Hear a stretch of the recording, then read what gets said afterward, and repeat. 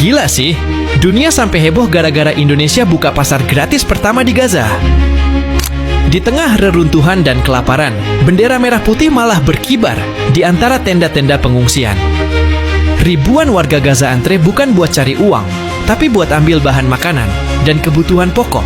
Semuanya gratis, hasil gotong royong rakyat Indonesia. Dari situlah nama Indonesia mulai dielu-elukan di tanah yang penuh luka itu. Pasar gratis ini bukan proyek kecil, bro. Ini hasil dari kerja bareng Basnas, Lembaga Kemanusiaan Indonesia, dan jaringan relawan internasional yang udah lama bantu di Gaza. Ide dasarnya sederhana tapi berdampak besar. Bikin titik ekonomi kemanusiaan yang bisa hidup mandiri, bukan cuma bagi-bagi bantuan sesaat. Lokasinya dibangun di Rafah, dekat perbatasan Mesir, biar akses barang lebih aman dan stabil. Yang bikin dunia tercengang, pembangunan pasar ini dilakukan di tengah embargo dan blokade ketat. Padahal banyak negara gede aja kesulitan masukin bantuan. Tapi Indonesia bisa, karena koordinasinya rapi banget. Mulai dari logistik, jalur diplomasi, sampai sistem keamanan relawan, semua disusun dengan presisi. Basnas bahkan nyebutin ada lebih dari 35.000 paket bantuan yang sukses disalurkan lewat jalur itu. Respons dunia langsung meledak. Media internasional kayak Al Jazeera dan The Guardian nyebut langkah Indonesia ini terobosan kemanusiaan paling berani dari Asia Tenggara. Para relawan dari Eropa dan Timur Tengah pun ikut bantu di lapangan, kerja bareng tim Indonesia karena sistemnya dianggap paling terorganisir. Banyak yang bilang, kalau bukan karena Indonesia, pasar ini nggak bakal bisa berdiri. Bukan cuma soal makanan dan bantuan, tapi filosofi di baliknya yang bikin banyak pihak kagum. Indonesia nggak datang dengan gaya penyelamat, tapi dengan semangat gotong royong. Konsep pasar gratis ini mengajarkan kemandirian, bukan belas kasihan. Masyarakat Gaza bisa memilih kebutuhan mereka sendiri, bukan sekadar nerima apa yang dikasih. Dan di situ, nilai kemanusiaan Indonesia terasa banget. Bantu tanpa pamrih, tapi berkelas di mata dunia. Tanggal 14 Oktober 2025 jadi momen bersejarah. Truk-truk bantuan berlogo Garuda akhirnya menembus perbatasan Rafah dan membuka pasar gratis pertama di Gaza. Di tengah reruntuhan bangunan, tenda besar bertuliskan Pasar Indonesia berdiri tegak. Warga Gaza datang berduyun-duyun bukan untuk menerima sedekah, tapi memilih sendiri kebutuhan pokok mereka. Mulai dari tepung, beras, susu anak, hingga obat-obatan, semuanya gratis. Yang bikin takjub, sistem pasarnya beneran rapi kayak minimarket. Ada barcode, sistem antre, dan distribusi per keluarga biar adil. Tim Basnas bareng relawan dunia kerja siang malam, nyusun rak, ngatur stok, dan jaga keamanan dari ancaman konflik di sekitar. Media internasional langsung ramai liput. Reuters bahkan menyebut, pasar gratis ini jadi simbol baru solidaritas Asia untuk Palestina. Di hari pembukaan, relawan dari lebih 20 negara ikut bantu.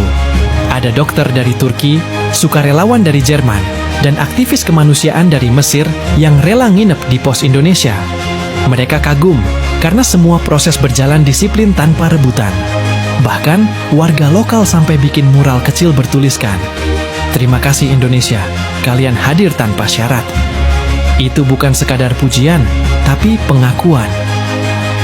Tak lama setelah pasar beroperasi, langkah Indonesia langsung memicu gelombang bantuan tambahan dari berbagai lembaga dunia.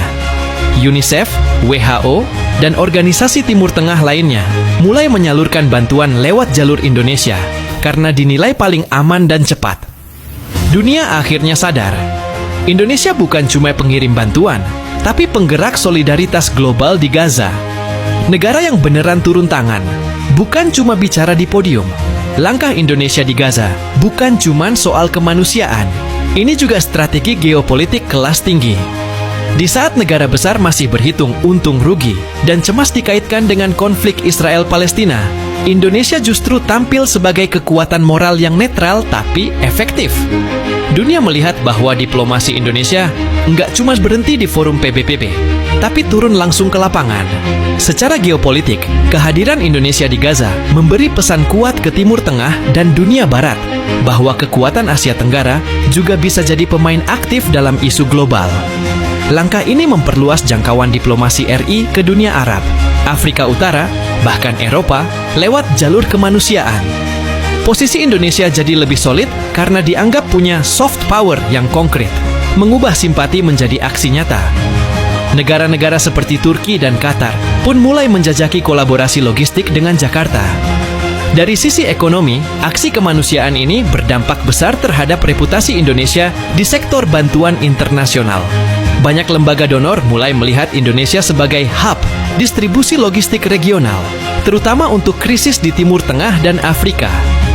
Artinya, ke depan Indonesia bisa mengelola lebih banyak dana kemanusiaan internasional, sekaligus memperluas sektor industri bantuan dan supply chain nasional, mulai dari logistik, manufaktur kemasan, hingga transportasi udara.